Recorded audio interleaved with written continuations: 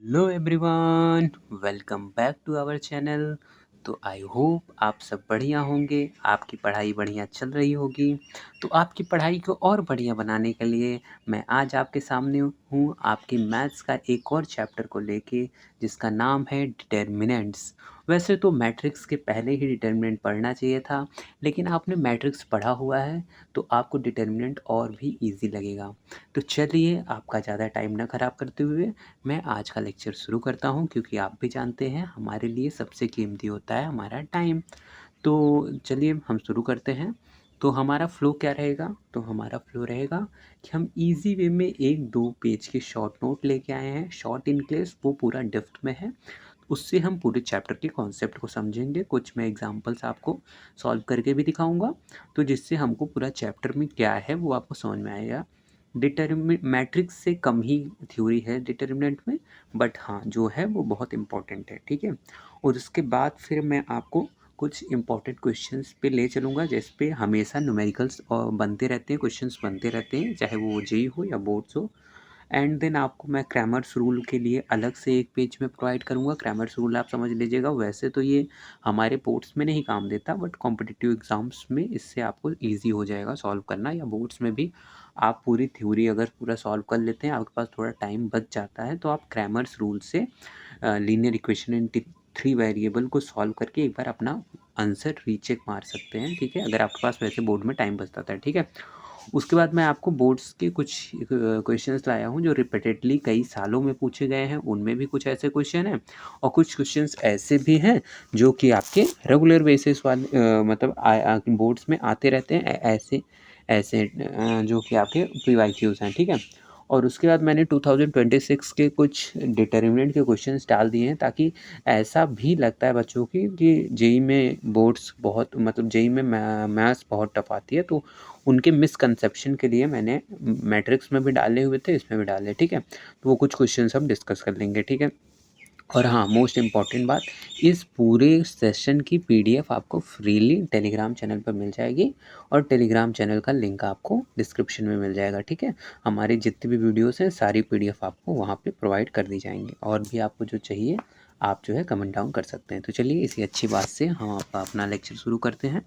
तो हम जो है आज पढ़ेंगे डिटर्मिनेंट्स। डिटर्मिनेंट्स एक बहुत बेटर टॉपिक है, कई जगह हमेशा इसी से सिलेबस शुरू किया जाता है, ठीक है।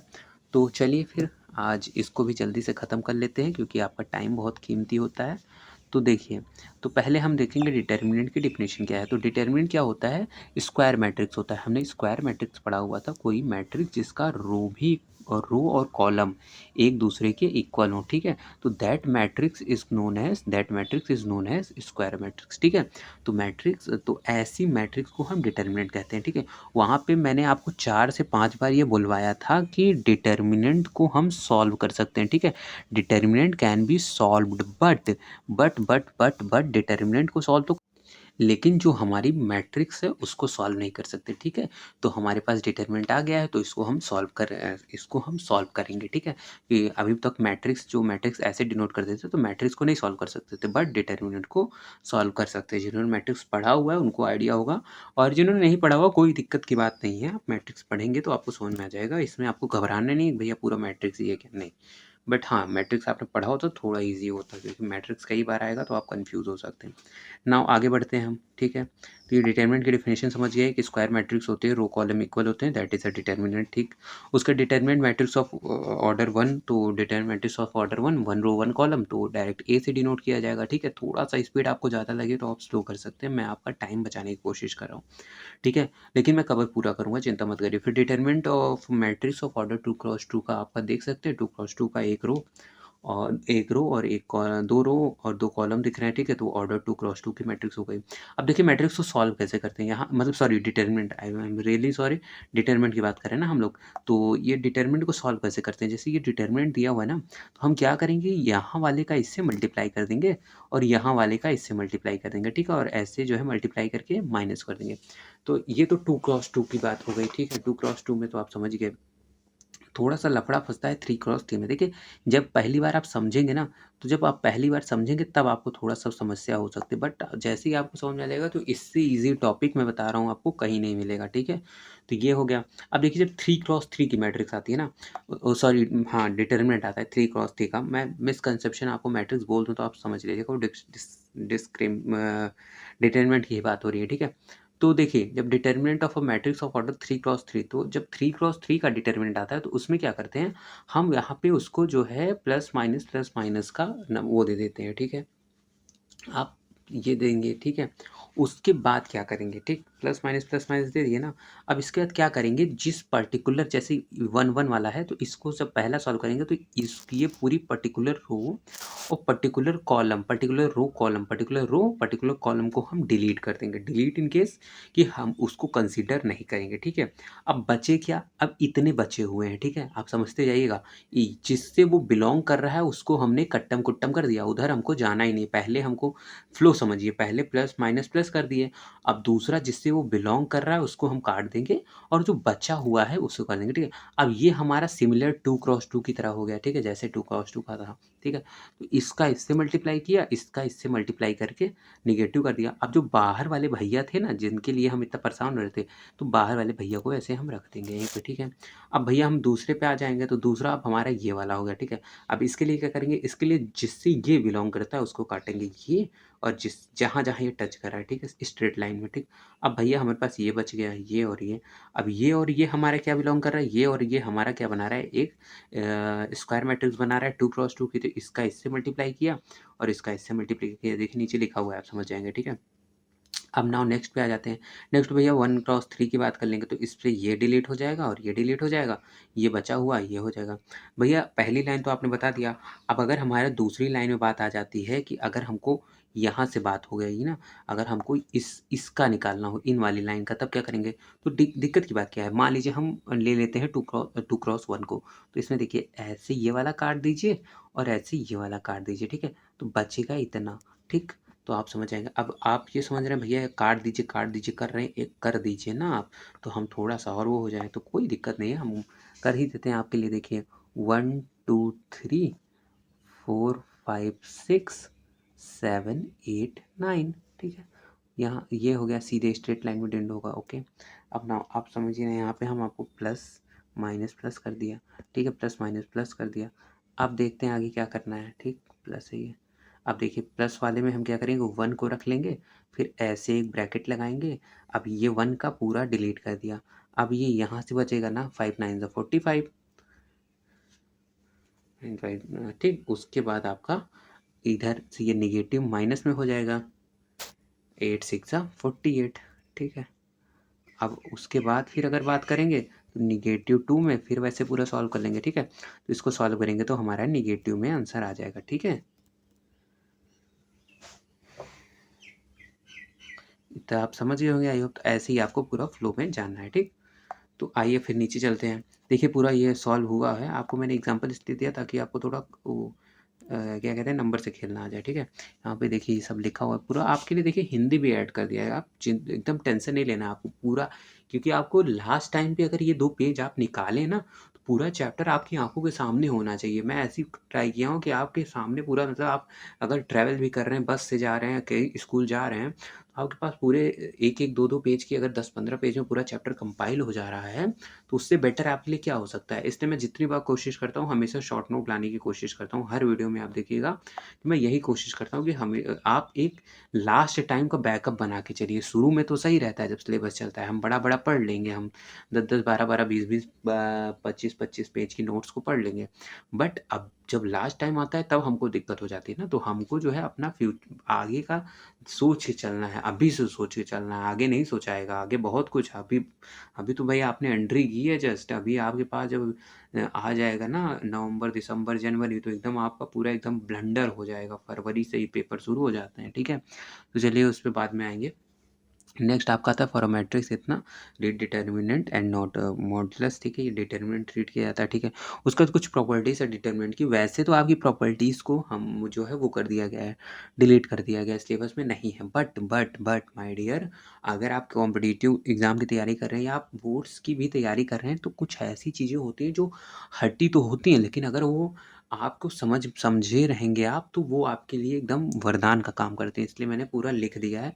ज़्यादा एलोबरेट नहीं किया क्योंकि है नहीं सिलेबस में, लेकिन हाँ ये है कि आप जेई वालों के लिए तो मदद देगा ही और ये बोर्ड्स के लिए भी easy रहेगा। देखिए फिर चलिए इस पर पढ़ लेते हैं, समझ लेते हैं, ठीक है। तो देखिए value of a determinant remains unchange if row और कॉलम, देखिए रो और कॉलम को जैसे ट्रांसपोज लेते थे ना, तो ऐसे ही आप मैट्रिक्स में, तो उस पर जो इसको समझ में आ गया कोई बात आ गया अच्छी बात है, नहीं आया कोई बात नहीं। तो जैसे हम जो है रो कॉलम को अगर इंटरचेंज करेंगे तो डिटर्मिनेंट की वैल्यू सेम रहेगी, ठीक है। अगर जैसे हमारे पास कोई डिटर्मिनेंट दिया हुआ है ना, कोई डिटर्मिनेंट ऐसे दिया हुआ है 1 2 3 4 5 6, ठीक है। तो इसकी अगर हम इसको क्या करेंगे ना, अगर मान लीजिए 7 8 9, ठीक है, ये ऐसे डिटर्मिनेंट दिया हुआ, तो अगर हम रो को कॉलम में चेंज करेंगे 1 4 7 2 5 8 एंड देन 3 6 9, ठीक है। तो ऐसे अगर हम इसको चेंज करेंगे ना तो हमारे डिटर्मिनेंट की वैल्यू सेम रहेगी। दूसरा कहता है इफ़ टू रोज और columns are interchange then the sign of determinants are change, अगर टू रोज और कॉलम को हम जो है इंटरचेंज करेंगे तो डिटरमिनेंट की साइन चेंज हो जाएगी। इफ एनी रोज और column of determinants are identical then the value of determinant is zero, ठीक है। इसको आप समझिए कि अगर दो रो और कॉलम आइडेंटिकल है या एक दूसरे का मल्टीपल है तो डिटरमिनेंट की वैल्यू जीरो होगी। इसको मैंने ये इंपॉर्टेंट प्रॉपर्टी इसको वैसे मैंने आगे इंपॉर्टेंट पेज में ऐड कर दिया है, लेकिन आप पढ़ते चलिए, ठीक है। If each element of row and column elements are multiple of constant k then it will be gets multiplied. देखिए अगर मैं किसी रो और कॉलम को मैं ऐसे जो है के से मल्टीप्लाई करता हूँ ना, के से, तो ये के किसी एक रो और कॉलम में पूरा ऑपरेट होगा, ठीक है। मल्टीप्लिकेशन में किसी एक में पूरा ऑपरेट होगा, दो में नहीं होगा। जैसे या तो इसमें होगा या तो इसमें होगा या तो इसमें होगा, किसी एक ही में होगा या तो सीधे सीधे इसमें हो जाएगा, ऐसा, ठीक। फिर आगे आते हैं सर, इफ जो है सम और all the elements of rows और column determinant express as sum of two terms then the determinant can be express as sum of two terms, ठीक है। ऐसी आपकी प्रॉपर्टीज लिखी हुई है, एक और प्रॉपर्टी उसको भी आप पढ़ लीजिएगा, ठीक है, कि रो और कॉलम में को हम जो है ऐड सब्ट्रैक्ट किसी के साथ मल्टीप्लाई करके कर सकते हैं, तो वो हमको ईजी सॉल्व करने में देता है, ठीक है। तो उसके बाद हम आपका एरिया ऑफ ट्रायंगल, इस पे बोर्ड्स में भी आपके सवाल आते हैं, वैसे भी आते हैं, तो थोड़ा ईजी ही है।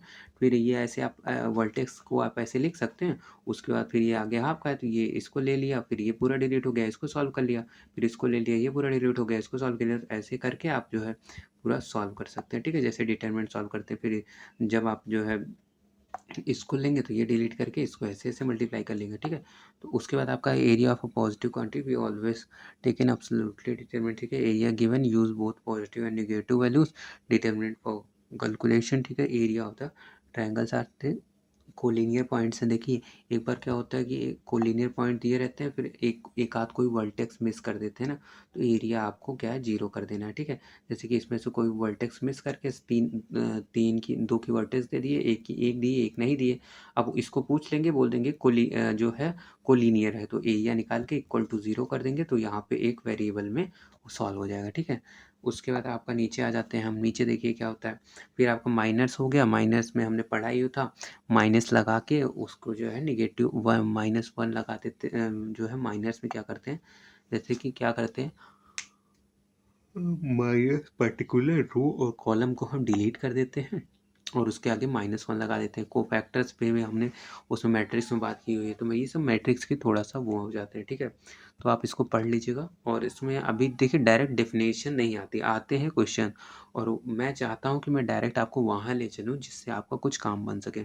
उसके बाद ये सारी प्रॉपर्टीज़ हैं जो कि आपकी उसमें दी हुई है, क्या कहते हैं, मैट्रिक्स में दी हुई है, तो मैट्रिक्स आप पढ़ेंगे तो आपको समझ में आ जाएगा, ठीक है। जो बिगनर्स हैं उनको ज़्यादा परेशान होने की बात नहीं है, वो इसको एक बार रीड आउट कर लीजिए। उसके बाद फिर अभी इस पे डायरेक्ट वैसे तो सवाल नहीं बनते कि अभी आप पूरा नीचे क्वेश्चन देखिएगा, कोई भी सवाल यहाँ से नहीं फंसेगा, बट हाँ जब आप मैट्रिक्स भी पढ़ेंगे, डिटरमिनेंट पढ़ेंगे, तो कम माइंड में सवाल ऐसे बनते हैं, ठीक है।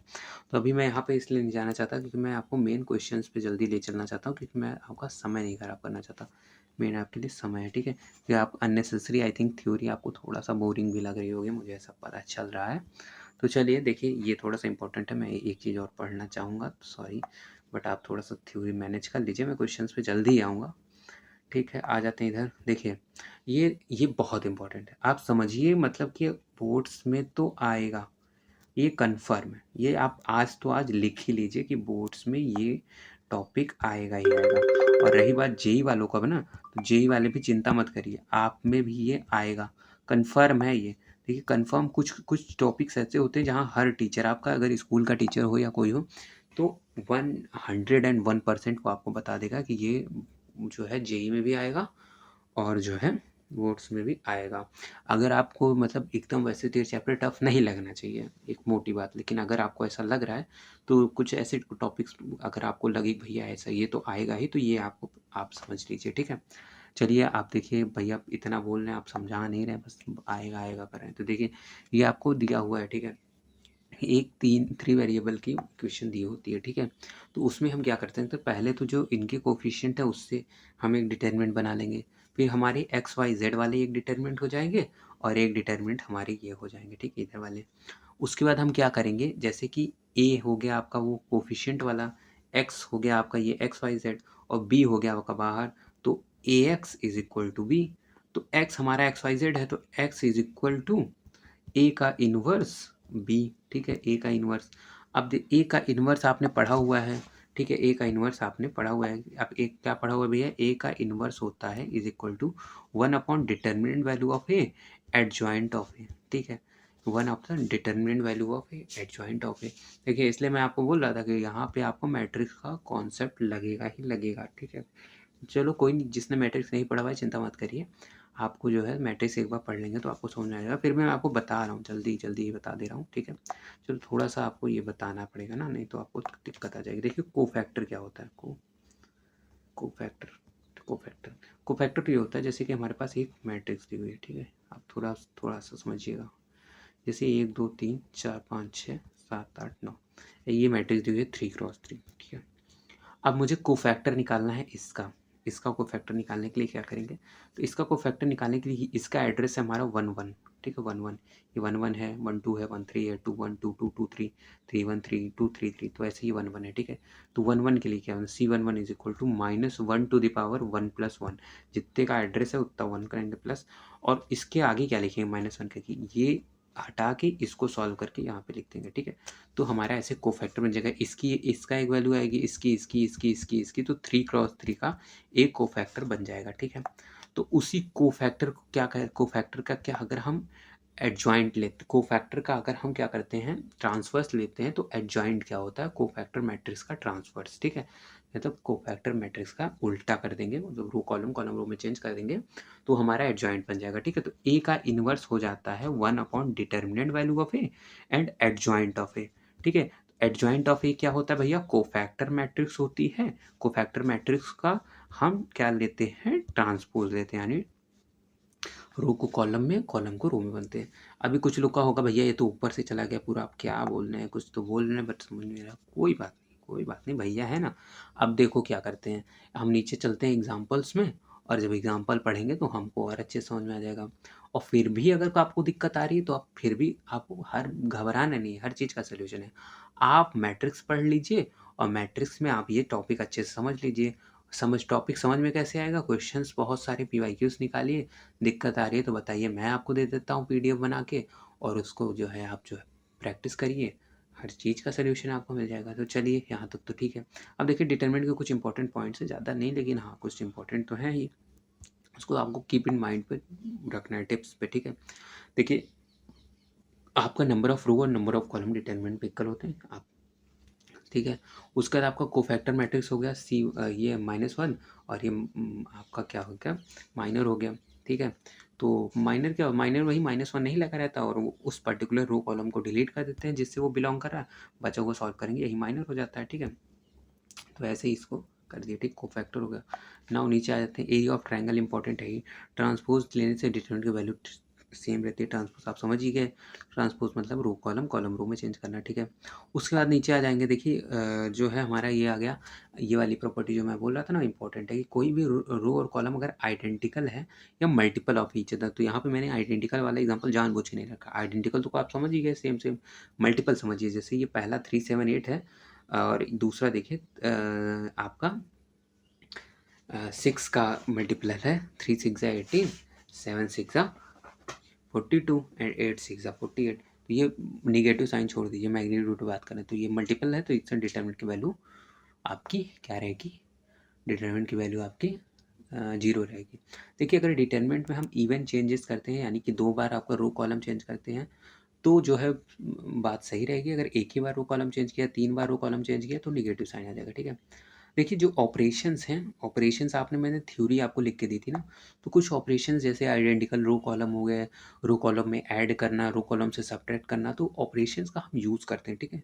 जैसे कि कहीं पे हमको 1 दिख रहा है, तो 1 1 2 जगह दिख रहा है, तो उसको सब्ट्रैक्ट करके 0 बना लिया।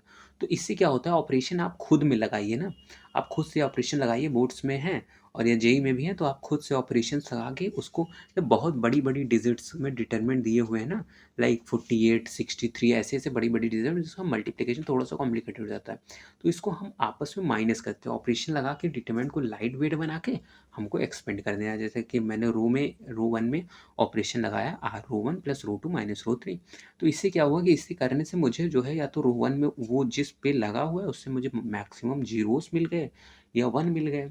तो ऐसे, या छोटी वैल्यू नहीं मिली जिसका मल्टीप्लिकेशन ईज़ी हो, ठीक है। जैसे कि हमको 1 दिख जाए तो हम वॉव सिचुएशन हो जाती है, भाई वाह! 1 दिख गया, अब 1 से तो मैं 0 बना ही सकता हूँ, कहीं और 1 उसी रो कॉलम में रिलेटेड 1 अगर मैं ला देता हूँ, तो मैं माइनस कर दूँगा, ठीक है। एक स्टैंडर्ड केस होता है जिसको आपको दिमाग में रखना है, एक ये वाला केस, तो इसको आप दिमाग में रख सकते हैं। ऐसे कई सारे कुछ स्टैंडर्ड केस आपके पुरानी एनसीईआरटी में दिए हुए हैं, उसका केस आता था डायरेक्ट यूज़, अब नहीं आता है, इसलिए मैंने उसको इंक्लूड नहीं किया, लेकिन आप उसको पढ़ ज़रूर लीजिएगा, ठीक है। आप जो है स्टैंडर्ड केसेस, ये वाला स्टैंडर्ड केस इसलिए रख लिया क्योंकि ये इससे थोड़ा-सा इम्पोर्टेंट होता है। अब देखिए क्रैमर्स रूल पे आ जाते हैं, ठीक है। क्रैमर्स रूल क्या होता है? अभी तक हमने क्या देखा, जैसे कि 3 वेरिएबल वाले सवाल आते थे, तो हम क्या करते थे, उसका डिटरमिनेंट बना के करते थे। अब क्रैमर्स रूल में क्या होगा कि एक डिटरमिनेंट है ना, जैसे कि हमारे पास कुछ वैल्यूज़ दी हुई हैं 1 2 3, द एक्स, वाई, ज़ेड और इज़ इक्वल टू पी दिया हुआ है, ठीक है। अब क्या करेंगे हम, ये डिटरमिनेंट बनाएँगे। कैसा डिटरमिनेंट बनाएँगे, कि ऐसा डिटरमिनेंट बनाएँगे जिसमें कि इसमें ये वाली वैल्यूज़ यही वाली वैल्यूज़ लेंगे, वाई, ज़ेड, पी, ठीक है। एक्स को गायब कर देंगे तो वो डेल्टा एक्स हो जाएगा।